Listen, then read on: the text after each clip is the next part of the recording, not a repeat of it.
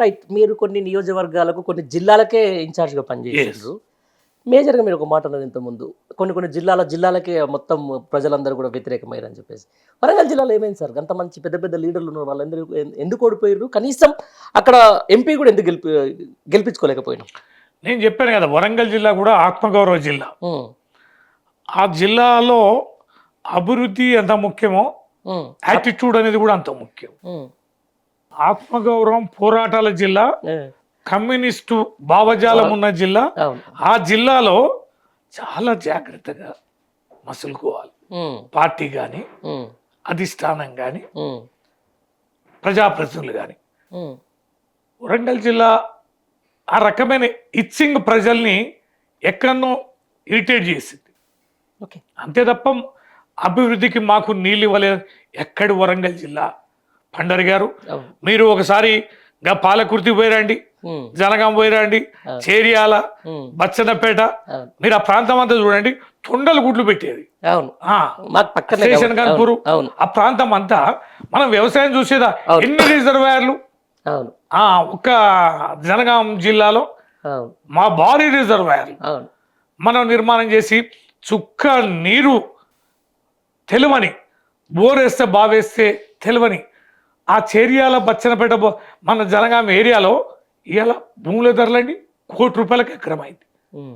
ఎట్లాంటి పంటలు, ఎట్లాంటి భూములు. హ్మ్. అయినా రాజకీయంగా కాస్త ప్రజల మనోభావాలని అర్థం చేసుకోకుండా దూరమైన ఓకే. చాలా విషయాలు అంతే. హ్మ్. మనము ఎన్ని చేసినా కూడా మీరు చూసిండ్రా, అవును. మీరు మనం కుక్కను కూడా పెంచుకుంటాం ఇంట్లో. అవును. హ్మ్. యజమాని అంటోడు స్వయంగా తాను పెట్టి హ్మ్. తలనిమిరి ప్రేమగా పెడితే తన పట్ల విశ్వాసంగా ఉంటే తను రాగానే హ్మ్. తన వెంట ఉంటుంది. ఓకే. అదే మీరు వర్కర్ తోటి పెట్టించండి, హ్మ్. చేయండి, యజమాని వస్తే కూడా అరుస్తుంది, కరుస్తుంది. భోజనం ఎవరిది? యజమానిదే. అవును. ఎవరు దాదుకుంటున్నారు? యజమాని. యజమానే. కానీ యజమాని అంటోడు పెట్టడు, దూరం ఉంటాడు. ఎక్కడో కాడ ఆ కమ్యూనికేషన్ గ్యాప్ అనేది అది కింది స్థాయి నుంచి పై స్థాయిలో ఎక్కడో గ్యాప్ అనేది రావడమే తప్ప హ్మ్. మరోటి కాదు. ఇక దీన్ని పెద్దగా చేసినోడు ఉన్నాడు కదా, హ్మ్. వెడల్పు చేసి హ్మ్. పెద్దగా చేసినోడు, అదే. దొరల గడిలు. కేసీఆర్ గారు ఎట్లుండేదంటే ఆయనకు పిచ్చి ప్రపంచం. హ్మ్. తెలంగాణ తెచ్చుకున్న తెలంగాణలో ఇన్ఫ్రాస్ట్రక్చర్ ఇవ్వాలి, శాశ్వత సమస్యలు పరిష్కరించాలి, దానికన్నా అనేకమైన ఆలోచన. వ్యవసాయ రంగాన్ని ఉవ్వెత్తున ఎట్లా లేపాలి, హ్మ్. ఈ భూముల సమస్యను ఎట్లా పరిష్కరించాలి, హ్మ్. ఆ తర్వాత పోతే ఈ విద్యా వ్యవస్థను ఎట్లా డెవలప్ చేయాలి, హెల్త్ను కింది దానికి ఎట్లా తీసుకెళ్ళాలి, ఆ తర్వాత పోతే నీటి సమస్యను ఎట్లా పరిష్కరించాలి.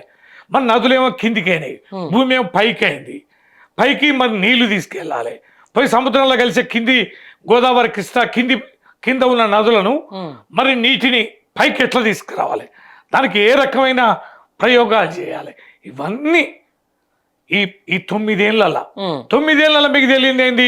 అవును. మొదటి టర్మ్ 4 ఏళ్ళు, హ్మ్. 4 ఏళ్ళ కొత్త రాష్ట్రం, అధికారులు కొత్త, విభజన సమస్యలు, వాటి పరిష్కారానికి ఢిల్లీతోటి కలిసి ఉండాలి, పక్క రాష్ట్రంతో కలిసి ఉండాలి అని పంపకాలు జరగాలి. మొదటి టర్మ్ అట్లయిపోయిందా? రెండో టర్ము 5 ఏళ్ళు, 5 ఏళ్ళలో 2.5 ఏళ్ళు కరోనా, హ్మ్. ఆదాయం లేదా, ఇంటికెళ్ళ బయటకెళ్ళిన పరిస్థితి. అవును.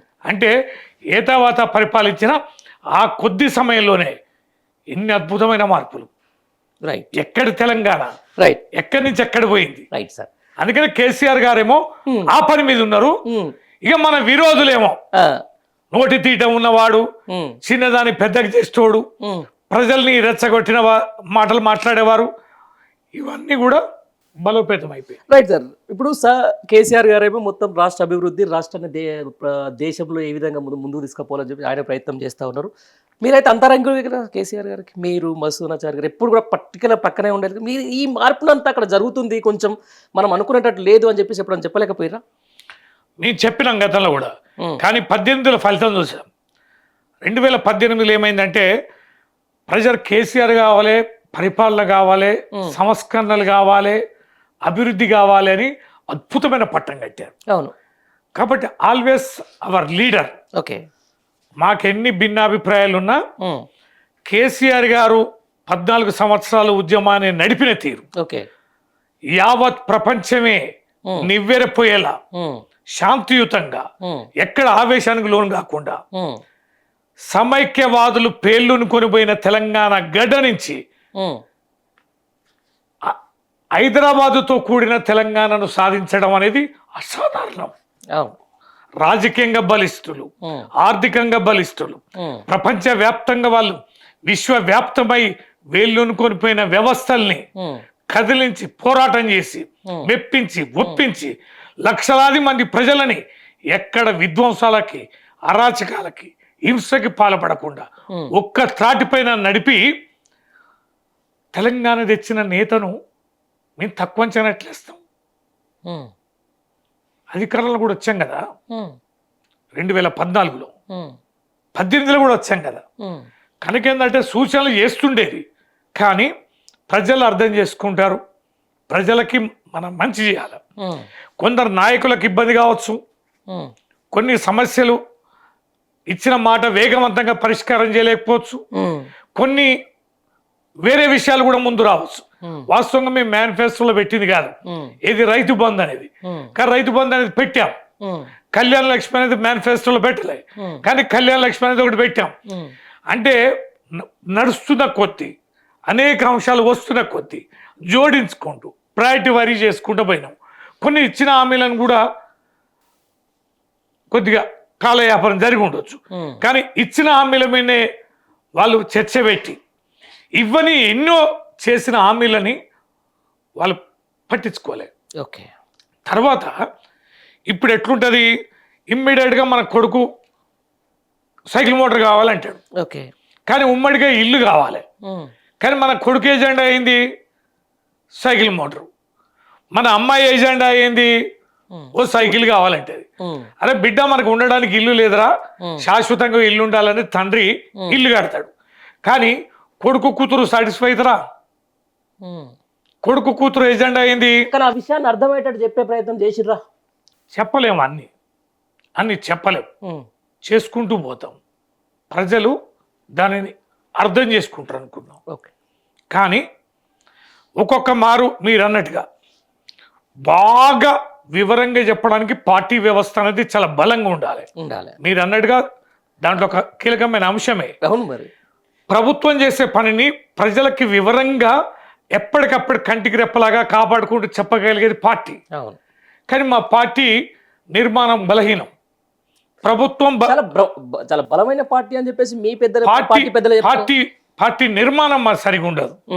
మా ప్రభుత్వం బలమైన ప్రభుత్వం. ఓకే, ప్రభుత్వం ప్రజల కోసం పనిచేస్తున్నప్పుడు ప్రజలే ప్రభుత్వానికి అండగా ఉంటారని కాస్త పార్టీ నిర్మాణం విషయాల్లో జిల్లా కమిటీలు కానీ, గ్రామ కమిటీలు కానీ, మండల కమిటీలు కానీ వేసినా కూడా వాళ్ళ ట్రైనింగ్ ఇవ్వడం, ఎప్పుడు ప్రభుత్వం చేసే పనులని పార్టీ దృష్టికి తీసుకెళ్లడం, పార్టీకి చెప్పడం, పార్టీ కార్యకర్తలకి నిర్మాణంలో ఎప్పుడు తర్ఫీదుని ఇవ్వడం, ఇచ్చి ప్రజలకు వెళ్ళి ఇవి చెప్పండి అని చెప్పే ఆ మెకానిజం అనేది మేము మిస్ అయినాం.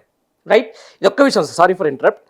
గతంలో టీడీపీలో ఉన్నప్పుడు కేసీఆర్ గారు ఎంతో మందిని యువ నాయకత్వానికి పాఠాలు చెప్పిన వ్యక్తి, మీకు తెలిసి ఉండాలి ఇదివరకు కదా. ఆయన రాజకీయ ప్రసంగాలను కూడా చాలామంది విని ఈరోజు టీడీపీ పార్టీలో పక్క రాష్ట్రంలో ఉన్న ఆయన ఫ్యాన్స్ కూడా ఉండే. అట్లాంటి వ్యక్తి నిజంగా యువ నాయకత్వాన్ని ఎందుకు అట్లా నిర్వీర్యం చేసే ప్రయత్నం, నిర్వీర్యం చేసిన అనుకోవచ్చు. అద్భుతంగా పార్టీ నిర్మాణం చేసినా కూడా 89లో ఎన్టీ రామారావు గారు ఓడిపోయింది కదా. అవును, ఎంతో అద్భుతంగా పార్టీ నిర్మాణం చేసి శిక్షణ శిబిరాలు నిర్వహించిన చంద్రబాబు నాయుడు గారు 2004లో ఓడిపోయింది కదా, మళ్ళీ లేవలే కదా. కాబట్టి కేసీఆర్ గారికి ఒక భిన్నాభిప్రాయం ఉండేది. ఓకే, ఏముండేదంటే పార్టీ నిర్మాణము నిరంతరం మనం చేస్తే మన పార్టీగానే ఉంటుంది. ఓకే, కానీ కొత్త వారికి అవకాశాలు రావడానికి ఇష్టపడరు. నిర్మాణం జరిగినప్పుడు పకడ్బందీగా మనం అల్లుకొని పోయినప్పుడు ఎప్పుడైనా లిబరల్గా ఉండాలి. రాజకీయాలు అనేటివి లిబరల్గా ఉండాలి, వస్తుండాలి, కొందరు పోతుంటారు. మనం గనక పని మంచిగా చేసుకుంటూ అధికారంలో ఉంటే ఖచ్చితంగా మనం వెంట ప్రజలు ఉంటారు. ప్రజలు ఉన్నప్పుడు పార్టీ కూడా నాయకత్వం ఉంటుంది. కనుక ఒక ఊళ్ళో ఒక అతన్ని పార్టీ అధ్యక్షుని చేస్తాం, ఎప్పుడు ఆయనే ఉండాలనుకుంటాడు. మండలాధ్యక్షుని ఆయన చేస్తాం, ఆయనే ఉండాలనుకుంటారు.